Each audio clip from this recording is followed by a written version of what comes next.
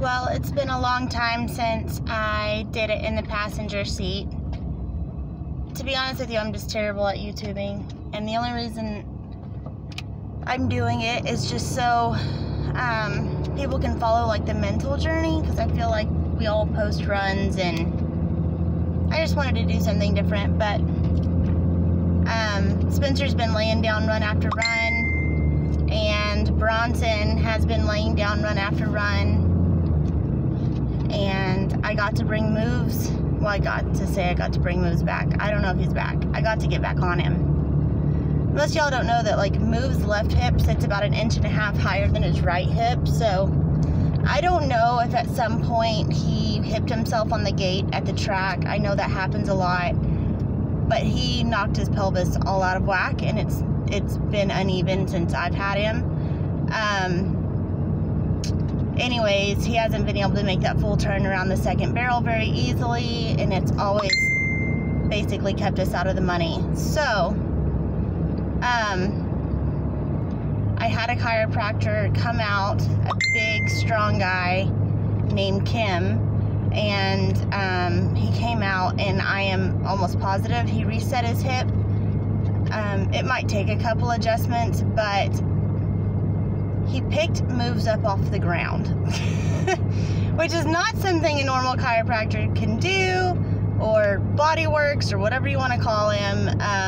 It's not something that they can normally do, but he's a big, strong guy, and he picked Moves up off the ground, and we were to the point where we were fixing to lay Moves down under anesthesia and try to help him fix himself. So I'm on kind of a bumpy road, sorry. It's just this little county road that nobody's ever on. But we might not have to do that now, which laying him down under anesthesia was seriously like, ugh, I don't know why it's bothered me so much, but it's held me back from having this done sooner, even though I knew it might be the way to go, just to let his body weight make the adjustment without any resistance.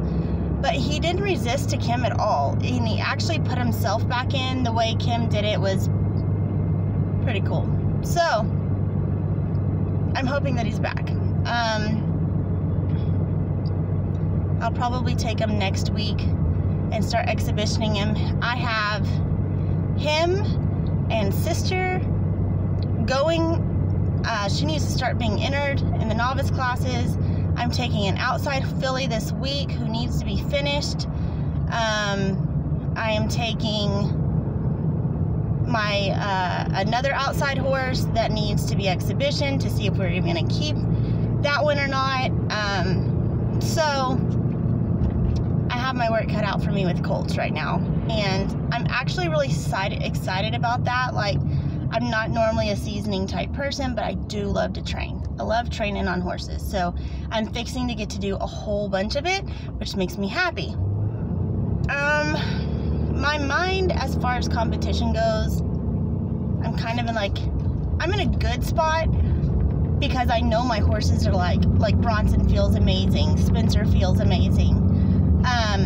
But I've been a little bit worried because I'm watching myself slowly slip out of the WCRA standings in Corpus Christi, because I'm not willing to run Spencer's legs off everywhere, and I'm not willing to run my 21-year-old stud's legs off anywhere. And the girls who are doing really well, most of them are running multiple horses, so that they are able to haul more than I am, or just nominate more horses at one race than I am. And I started out with Bronson and Moves and Spencer, and so I felt like I was pretty strong, where I wasn't having to, make a whole bunch of runs on Spencer or a whole bunch of runs on Bronson. But then I lost Moves for 90 days out of choice. I just didn't feel like he felt good, and I'm not going to run a horse that doesn't feel 100% to me. And once I realized it wasn't a training issue or a tuning issue, this was something that we needed to physically fix in him, I just stepped off of him, and probably at the sacrifice of me qualifying, honestly. It really, really probably was at the sacrifice of me qualifying. I hope it's not. as of right now, I'm still sitting good in the standings as far as qualifying for the limited rodeo, but every weekend I fall a little bit further behind that I choose not to go, you know, either run at a bunch of little weekly stuff to nominate or a bunch of weekend stuff to nominate, or I'm not nominating multiple horses because I want to keep one in the pen fresh for the next run. And that's probably hurting me. So I'm happy to have Moves at least like on the mend, I hope. I don't know for sure if he's coming back.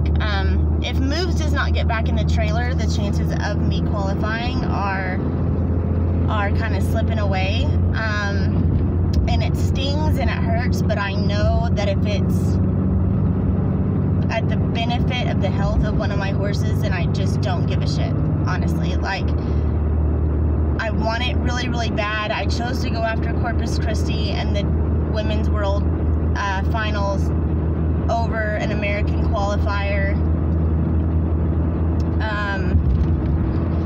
Just purely financially. An American qualifier would have cost me $500 to enter. I promise you I spent way over that in nomination fees. And then entry fees that I would not normally have run at just to get points. But the payout of the rodeos, are like the WCRA rodeos, is really freaking good.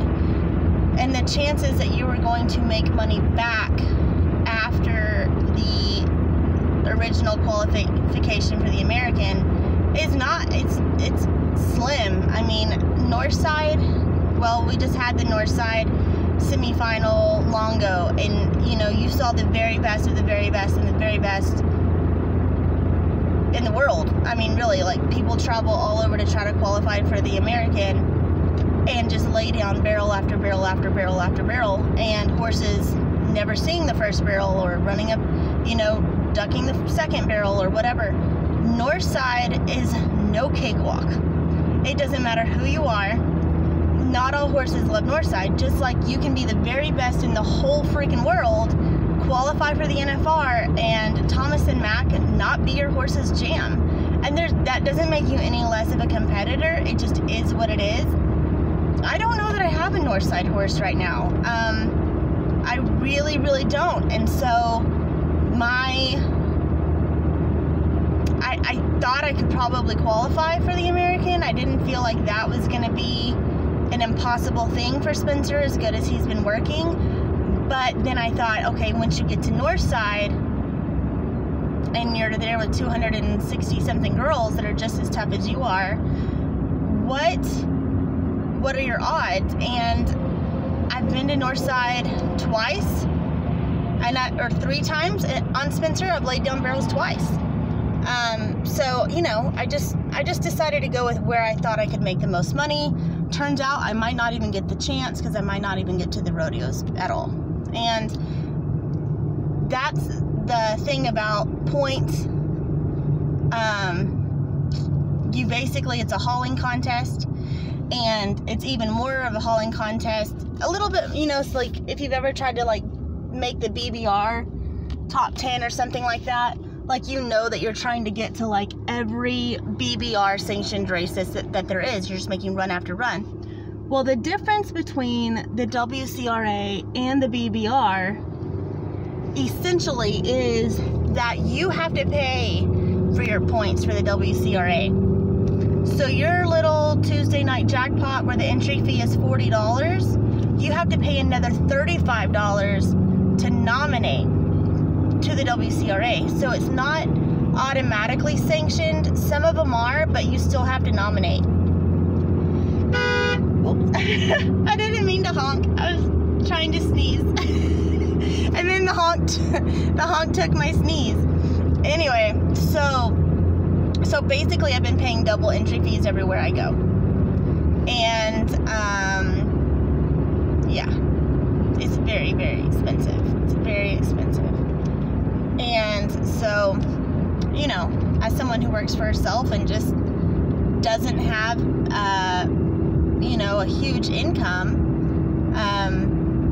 and is also running a multifaceted business, would say that there have been times where I have sacrificed points over work, or work over points, you know, and I've chosen to feed my family instead of try to get nomination points. There are times where I just knew my horses need a break, and I took the break for my horse.